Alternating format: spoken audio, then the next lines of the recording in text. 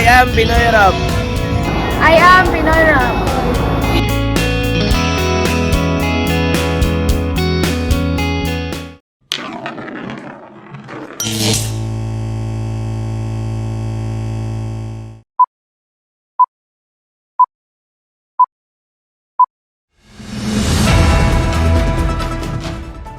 For the headlines, weather forecast, pinakabagong tropical update, ano ang nangyayari ngayon? In local news, senior citizen katpong patay sa loob ng bahay. Mga kawani ng gobyerno, hinikayat na maging neutral. 5 baril na kumpiska sa operasyong gun ban. Ang mga serbisyo ng barangay dapat ma-professionalize.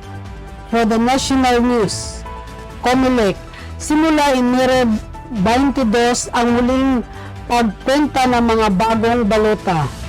Entertainment, ang girl group ng bansa, BINI ang nanguna sa BINI Run 2025 na may higit sa 7,000 na kalahok. Sports, saan si Mikey? Dating 20 guard tahimik matapos ang SGA stint. International feature, naprobahan ng gobyerno ng Israel ang ceasefire deal sa Gaza. Trivia, umiikot pabaliktad ang Venus. If you find this segment informative, please click the thumbs up button and subscribe to stay updated with our latest news, and share this broadcast to your friends and family. Your support helps us keep you informed. Help us get our first 10,000 subscribers. Your engagement matters. Liking, sharing, and subscribing to our content not only helps more people discover the important stories we bring you, but also supports our team's hard work. It boosts our visibility in the algorithm, making it easier for others to find ways to stay informed. Plus, it helps us generate more resources to continue delivering the news you rely on. Thank you for being part of our community.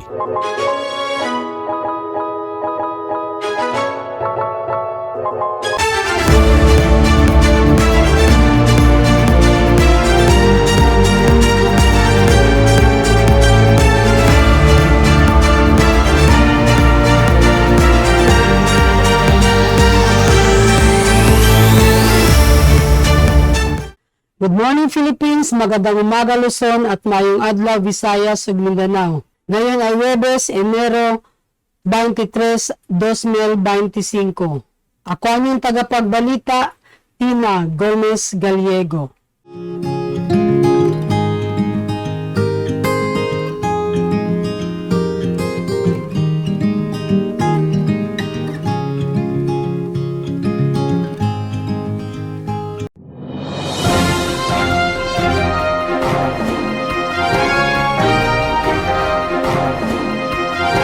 For the local news, senior citizen natagpong patay sa loob ng bahay. Cagayan de Oro City, natagpuan ang nag-aagnas ng bangkay ng isang senior citizen sa loob ng kanyang bahay sa National Housing Authority, Block 35, Barangay Kauswagan sa lungsod na ito. Natuklasan ito matapos magreklamo ang mga kapitbahay dahil sa masamang umasangsang na amoy na nagmumula sa bahay ng biktima. Kinilala ang biktima na si Carlota Ibanez, 68 taong gulang. Ayon sa mga ulat, 4 na araw na siyang hindi nakikita sa labas ng kanyang bahay. Dahil dito, nag-alala ang mga kapitbahay at ipinaalam ang sitwasyon sa mga otoridad na agad namang nagsagawa ng investigasyon. Ayon sa Canning Police Station, mag-isa lamang naninirahan ang biktima dahil sa wala itong anak. Mayroon siyang isang pamangkin na minsang dumadalaw at nakikisama sa kanya, ngunit bihira ito makita dahil nagtatrabaho sa malayong lugar. Pinaniniwala ang inatake si Ibanez ng sakit sa puso na naging sanhi ng kanyang pagkamatay. At hindi ito agad napansin dahil siya mag-isa sa bahay. Sa kasalukuyan, nagsagawa ng masusing investigasyon ang mga tauhan ng SOCO-10 Scene of the Crime Operatives upang matukoy kung may palatandaan na foul play sa pagkamatay ng biktima. Sa paunang pagsusuri, walang nakitang panlabas na sugat sa katawan ng biktima, ngunit naghintay pa rin ang resulta ng autopsy upang makumpirma ang eksaktong sanhi ng kamatayan. Dahil sa insidenteng ito, muling nabigyang diin ang pangangailangan ng mas maayos na pagbabantay sa mga matatandang mag-isa lamang sa kanilang tahanan. Hinikayat ng mga opisyal ng barangay ang mga residente na regular na kamustahin ang kanilang mga kamag-anak at kapitbahay na nakakatanda upang maiwasan ang ganitong mga trahedya. Mga kawani ng gobyerno hinikayat na maging neutral. Cagayan de Oro City. Binalaan ng Commission on Elections o COMELEC-10 ang mga kawani ng gobyerno na iwasan ang malinaw na pagpapakita ng suporta sa kanilang mga paboritong kandidato sa eleksyon ng 2025.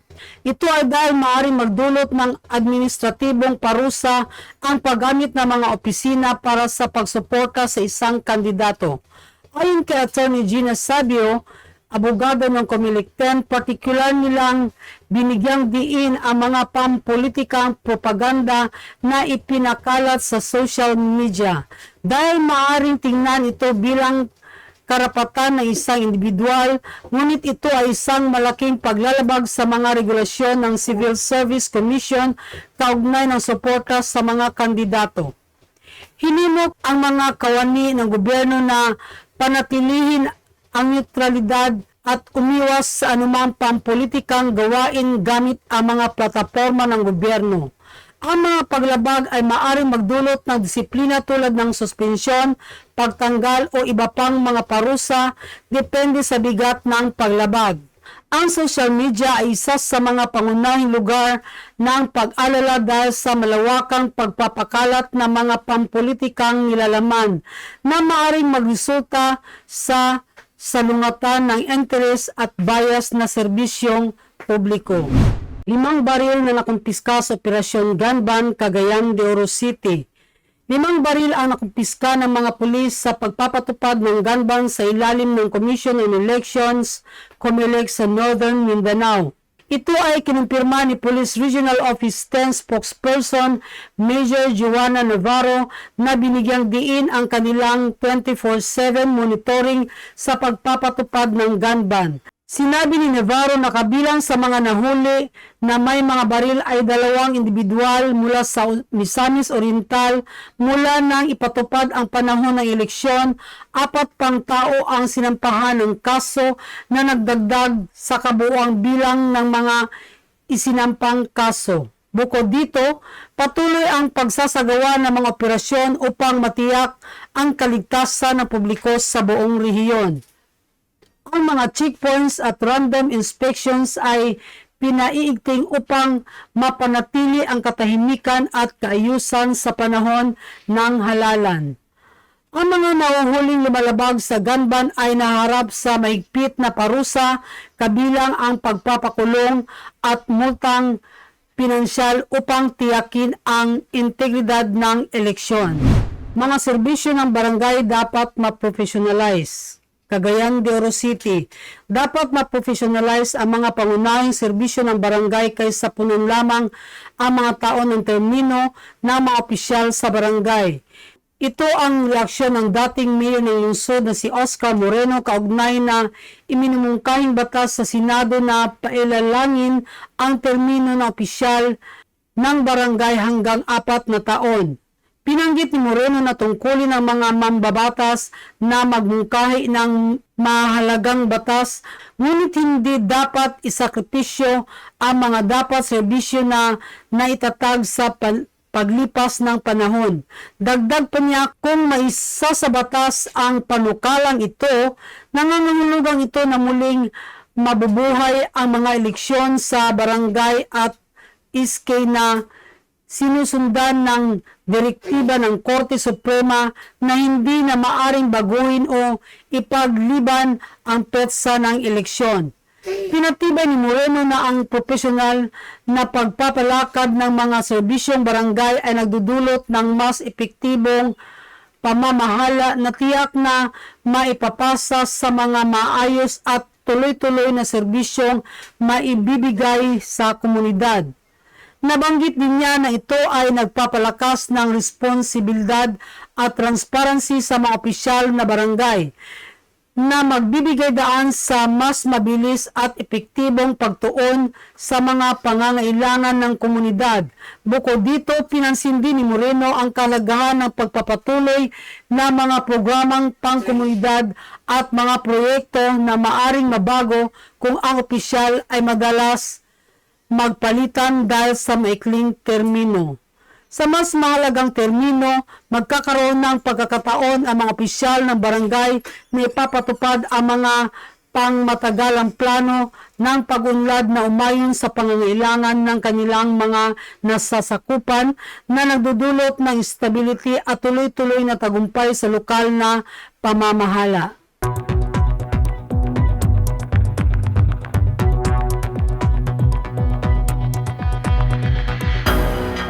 Weather forecast, pinakabagong tropical update.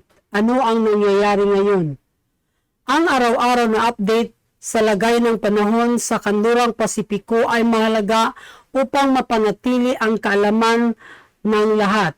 Ngayong araw, wala gaanong mahalagang aktibidad ngunit mahalagang itampok ang kasalukuyang mga kondisyon. Patuloy na naapektuhan ang rehiyon ng pinakahuling malamig na bugso kasabay ng mahinang shoreline sa Timog Luzon. Sa Japan, nagdudulot ang malamig na bugso ng bahagyang sea effect snowfall. Sa usapin ng tropikal na aktibidad, walang inasahang pag-usbong ng mga sistema hanggang sa pagtatapos ng Enero at maagang bahagi ng Pebrero ayon sa mga long-range forecast na nagpapakita ng tahimik na panahon. Bagaman sinabi ng climatological averages na karaniwang may isa o dalawang bagyo na bibigyan ng pangalan tuwing Enero, hindi ito garantisado. Ang kasalukuyang mga kondisyon tulad ng malamig na bugso ng pagtaas ng wind shear na nagdulot ng La Nina ay nagtutulak ng mga sistema palayo sa hilaga na nagpapababa sa posibilidad ng pagbuo ng mga tropical na bagyo. Sa Pilipinas ay may mga pag-ulan at maulap na kalangitan sa ilang bahagi ng rehiyon 2 habang may kalat-kalat na pag-ulan sa silangang bahagi ng Mindanao. Ang forecast para sa Lunes ay nagpapakita ng isolated rain sa isang lugar ngunit karamihan sa mga rehiyon kabilang ang Visayas at inasahang manatiling tuyo.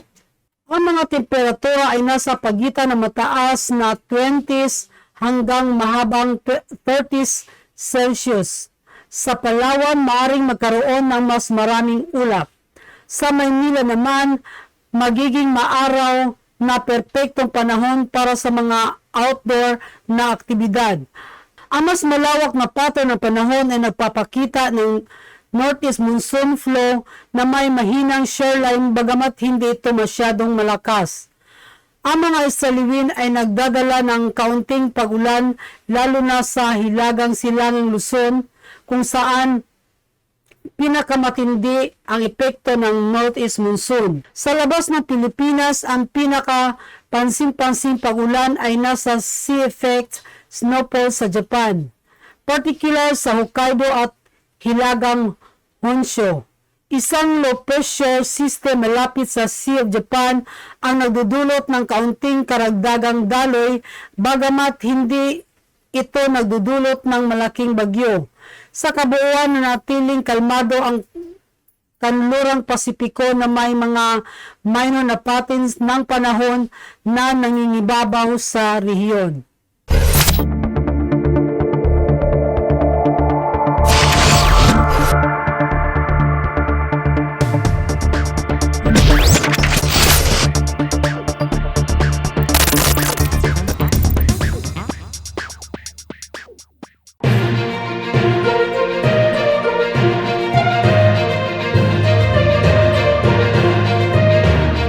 For the national news, COMELEC, simula Enero 22 ang muling pag-imprinta ng mga bagong balota. Manila. Ang Commission on Elections o COMELEC nitong linggo ay nagpahayag na magpapatuloy sila sa pag-imprenta ng mga opisyal na balota para sa eleksyon sa Mayo sa Miyerkules, Enero 22, kasunod na ang pansamantalang Restraining Order o TRO na ipalalabas ng Korte Suprema noong nakaraang linggo.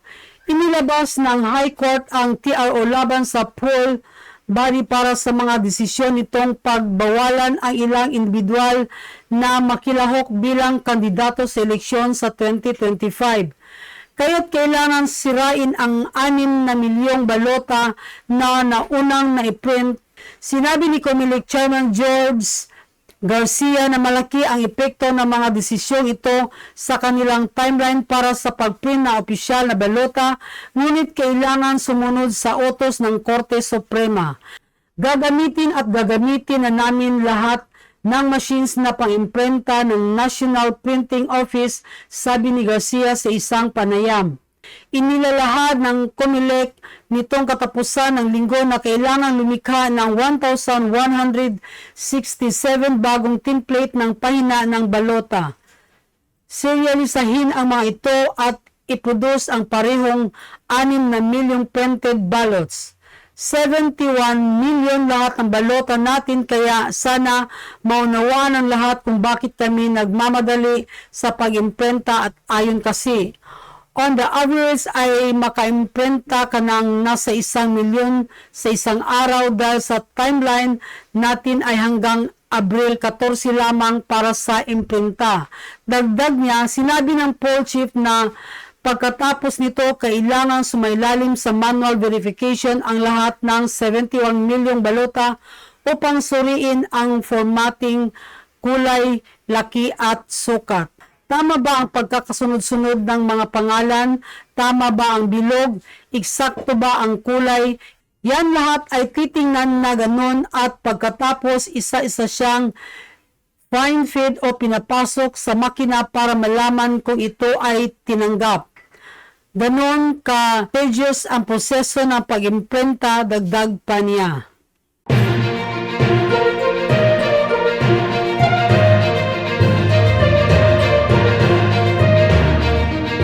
For the international news, nag-host ang PH Embassy sa US ng pagtitipon para sa Trump administration. Kanya mga pulisya sa mga komunidad ng Pilipino sa labas ng bansa, lalo na sa mga oportunidad sa trabaho, edukasyon at muling pagtatagpo ng pamilya.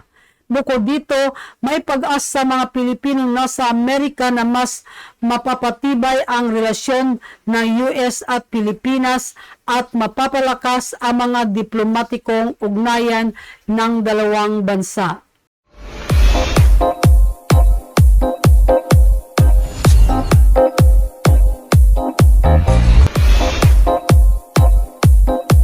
Para sa entertainment, ang girl group na bansa BINI ang nanguna sa BINI Run 2025 na mahigit sa 7,000 kalahok.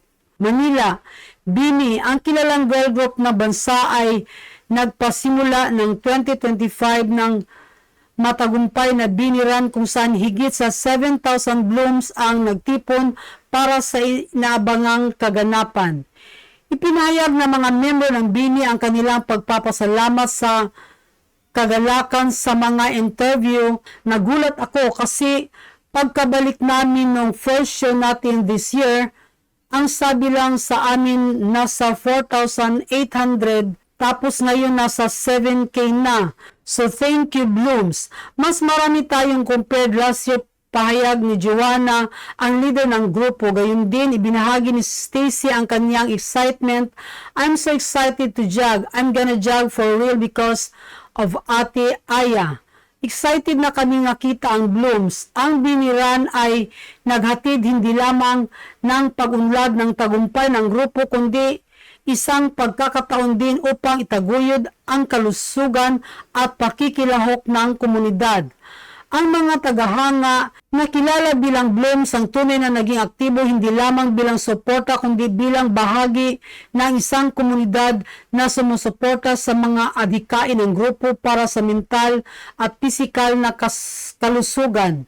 Ang kaganapan ay nagbigay rin ng pagkakataon para sa mga malapitang pakikipag-ugnayan sa pagitan ng mga artista at ng kanilang mga tagahanga na lalong nagpalakas na kikipag-engage sa kanilang mga tagahanga sa pamamagitan ng mga sumusunod na aktibidad tulad ng charity runs, fan meetups at mga sorpresa performances.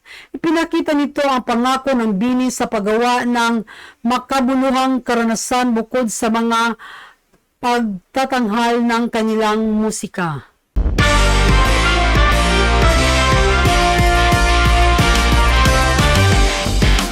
Sports.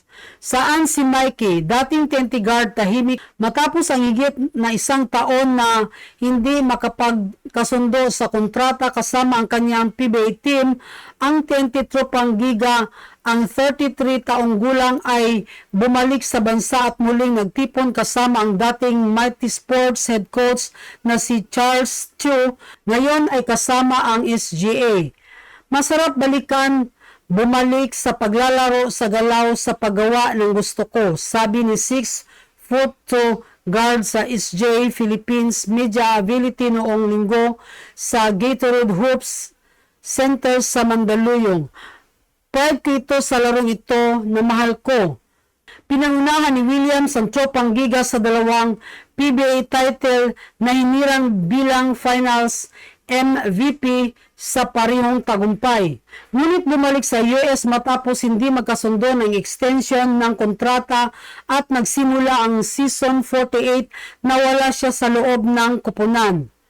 Bagamat ganito, tiniyak ni Williams na hindi niya tuluyang iniwan ang basketball dahil higit sa isang taon siyang hindi nakalaro ng profesional. Ngayon sa SGA, sabik siyang magambag sa tagumpay ng kupunan sa mga paparating na torneo.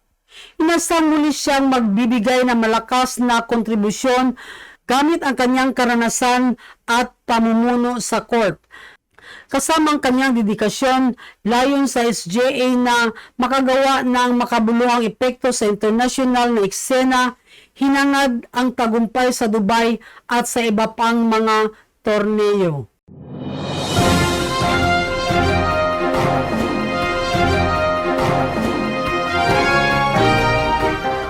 International feature.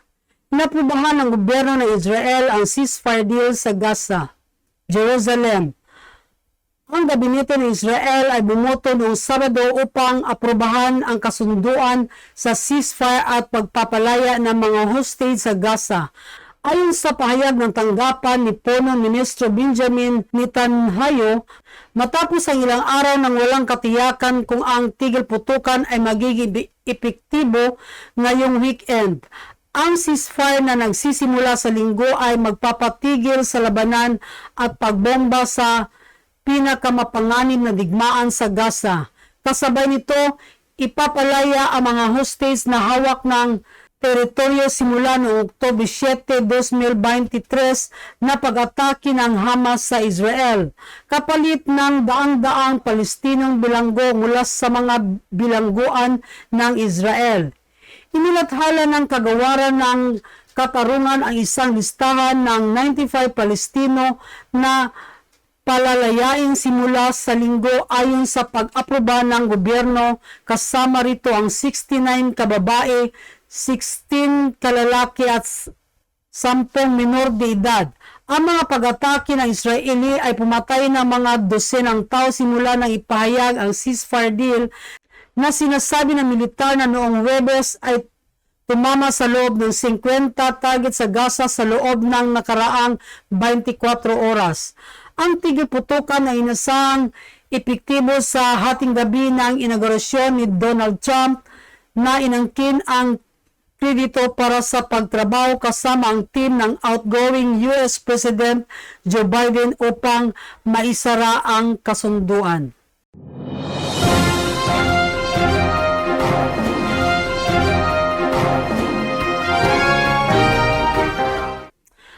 para sa national feature. Mga comprehensive sexuality education ay mahalaga para sa mga kabataan. Relasyon. Layunin nitong bigyan ng kaalaman at kasanayan ang mga kabataan upang makagawa ng mga may kaalaman at responsableng decision ang mga kabataan ng maasahang impormasyon upang sila ay mas ligtas at mas maingat sa kanilang mga napakikipasalamuha sa lahat ng aspeto sa kanilang buhay.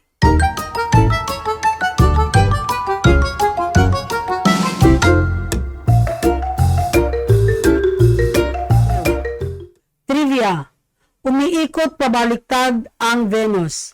Ang Venus sa kabila ng karamihan sa mga planeta sa solar system ay umiikot sa sarili nitong axis sa isang clockwise o retrograde na direksyon. Nangangahulugan ito na sa halip na umikot mula sa silangan patungong kanluran, ito ay umiikot mula kanluran patungong silangan. Kasama ni Uranus ang Venus, ang isa sa dalawa lamang planeta ng ating solar system na may ganitong kakaibang rotational na katangian. Ang mga dahilan ng retrograde rotation ng Venus ay nananatiling paksa ng siyentipikong debate, ngunit isa sa mga pinaniniwalaang teorya ay ang isang o malawakang epekto sa kasaysayan ng planeta na maaring nagbago ng aksis ng pag-ikot nito. Ang ganitong pagsalpok ay maaring sapat na malakas upang makagambala sa natural na pag-ikot ng planeta. Dahil upang ito ay umiikot sa kabaliktaran ng direksyon kumpara sa ibang mga planeta. Bukod dito, ang pag-ikot ng Venus ay napakabagal, tumagal ng humigit kumulang 243 araw ng Earth upang makumpleto ang isang pag-ikot. Habang sa paligid ng araw nito ay mas maikling 225 araw lamang. Ang matagal o mabagal na pag-ikot kasama ang napaka-densing atmosphere at mataas na presyon ng ibabaw ay nagdudulot ng matinding temperatura at kakaibang panahon sa ibabaw nito. Ang pag-unawa ng retrograde na pag-ikot ng Venus ay patuloy na nagbibigay ng mahalagang kaalaman sa agham, pangplaneta at ebolusyon ng mga celestial bodies. At iyon ang nakuha namin impormasyon mula dito sa loob at labas ng bansa. Patuloy po tayo makinig at manood ng Pinoy Rad News Channel on YouTube. Maraming salamat at magandang umaga po sa inyong lahat.